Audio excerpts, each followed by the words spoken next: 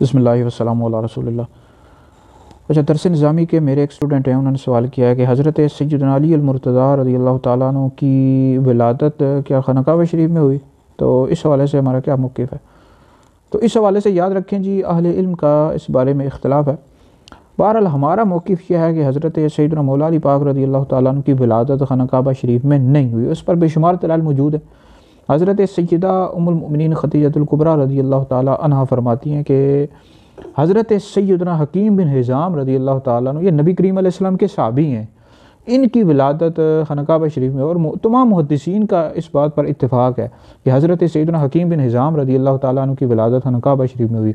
باقی مولا علی پاک رضی اللہ تعالیٰ عنہ کی ولادت کے حوالے سے اختلاف ہے اہل علم کا، لیکن زیادہ تر کی یہ رائے ہے کہ مولا علی پاک رضی اللہ تعالیٰ عنہ کی ولادت خانہ کعبہ شریف میں نہیں ہوئی، اور اس پر محدثین نے بھی لکھا ہے۔ آپ امام نووی رحمۃ اللہ علیہ کو پڑھ کر دیکھ لیں، اس طرح تہذیب الاسماء پڑھ کر دیکھ لیں، تدریب الراوی پڑھ کے دیکھ لیں کہ مولا علی پاک رضی اللہ تعالیٰ عنہ کی ولادت خانہ کعبہ شریف میں نہیں ہوئی۔ مستدرک للحاکم یہ حدیث کی کتاب ہے، اس میں موجود ہے، لیکن یہ ضعیف قول ہے، مستدرک حاکم میں موجود ہے، ضعیف قول ہے۔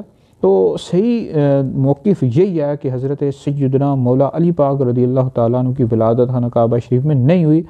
حضرت سیدنا حکیم بن حزام رضی اللہ تعالیٰ عنہ صحابی رسول ہیں، ان کی ولادت خانہ کعبہ شریف میں ہوئی۔